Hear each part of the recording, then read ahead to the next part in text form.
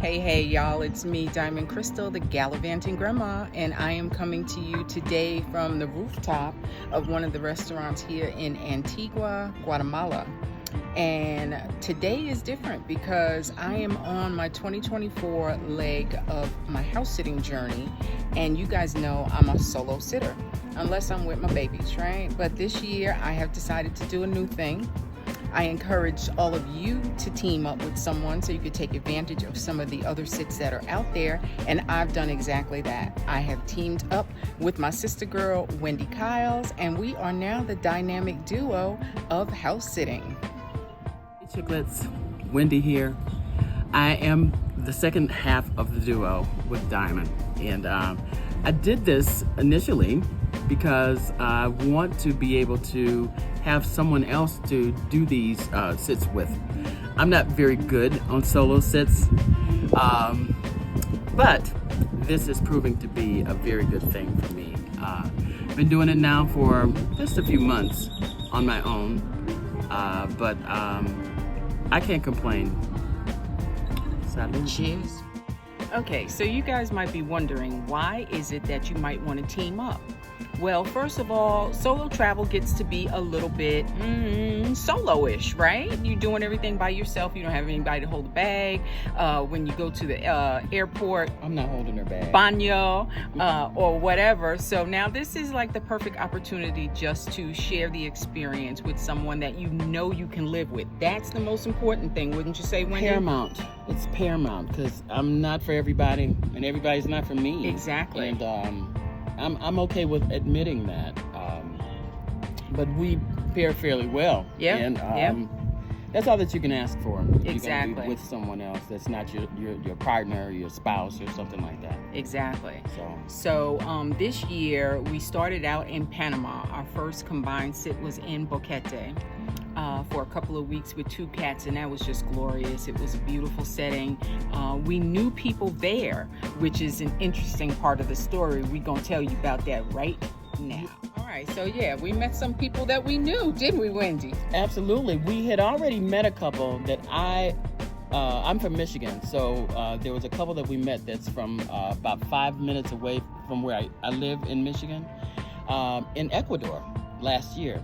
And they live in Boquete, so that was already a plus. We're going on a sit in Boquete, meeting somebody that we both already know.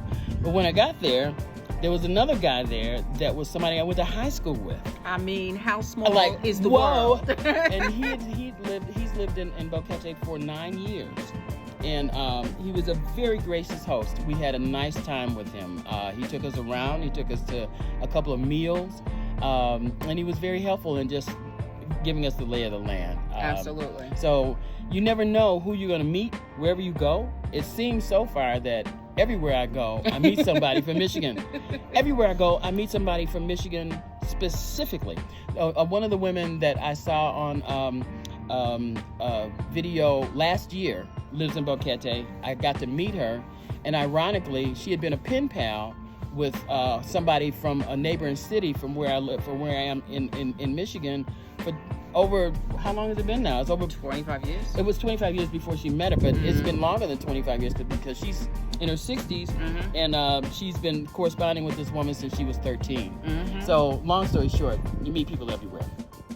You absolutely do meet people everywhere. As you guys know, if you watch my video when I was in Costa Rica, I met a second cousin that I did not know lived in the country. So I'm all the way in Central America, and I'm meeting a family member, and I'm talking about close, like her mom and my grandma were sisters. So you just don't know. This world is very small. But to Wendy's point, you know, giving yourself a soft landing. And y'all know I talk about that a lot, particularly being women of color and women who are traveling solo. You want to give yourself a soft landing. So like Wendy said, we already knew this couple from when we were in Ecuador together.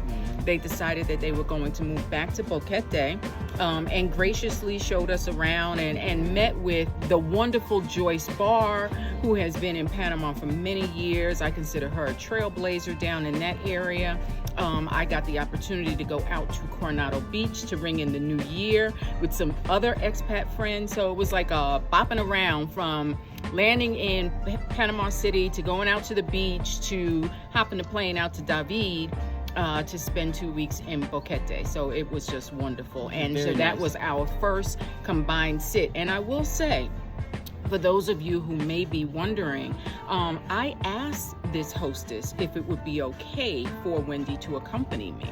So it's a conversation, and that's what I tell my clients all the time. You want to sit with a partner, a friend, a family member. It's simply a conversation, and it was an easy conversation because Wendy was already a 5-star sitter within her own right. So it was an easy yes for this particular sit. Okay, so we have a lot of fun. There's a lot of shenanigans that go on when Wendy and I get together on a travel trip. Oops. Now, this is our second sit. We are in a glorious spot here in Antigua, Guatemala, and we're here until the first week in February. So lots of time to kind of get a lay of the land, meet some of the people that have already reached out to us on Facebook. But hey, if you scary and you go into a scary place, you probably want somebody with you. I'm scary. She was scary. I am scary. I own it. I hear people talking. A lot of things happen in my world, okay? And I embrace it because it's part of me. I know that's what time it is. She ain't scary. Yo, come on in. Yeah, that's it. Yes. So yes, it helped because Wendy probably would have turned around at the gate. We arrived very, very late. It was like midnight-ish, right? It's pitch black. And gardens all around, like jungle gardens. We didn't know if we were walking into the jungle, if we were walking into a rainforest. I mean, the house is, what's the name of the architect? Oh, I don't remember that. It built off of Frank Lloyd Wright. Oh, Frank Lloyd Wright, excuse me. Yes. So it's built like that, very similar in fashion. Very heavy furniture, very heavy everything, right? And you can't see anything in the dark.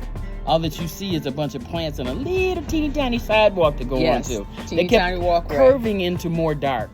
Okay, so I was like, This one was outdone. No. Like, you're not sleeping in that other room tonight, right? That kind of outdone. So that's why I'm saying to you, you got to have somebody who compliments your crazy. Because I got my crazy, she got her crazy, but our crazies complement one another. Absolutely. Okay? Absolutely. And she also is she's the type of pet sitter that's going to do anything nasty that needs to be done with the pet. I'm that diva chick. I'm not doing that. Like, she'll, come on, baby. Come on, little sweetie. Let's go do some things. No. And they like me, and that's fine. I love animals, and it gives me my fix. I haven't had a pet of my own for about 3 years now. All my life I've had some animals, and it's really odd. So house sitting gives me that fix. It gives me an opportunity to get my hands on with some pets. Oh, and like a grandparent, I can leave them. Exactly. All right, so Guatemala for really almost a month in Guatemala. So we're going to get over to the lake and check some of that out. But today we're just kind of easing into this beautiful weather. I told Wendy that we are doing rooftop situations the whole time that we're here. So I think that we're going to come to you from a different rooftop restaurant every single time that we do a video. How's that for y'all? For the next few times. Notice the clothing, and you know it's the same day. Okay? All right, y'all. So listen, peace and blessings. Whatever you're doing, hope to see you somewhere in the world.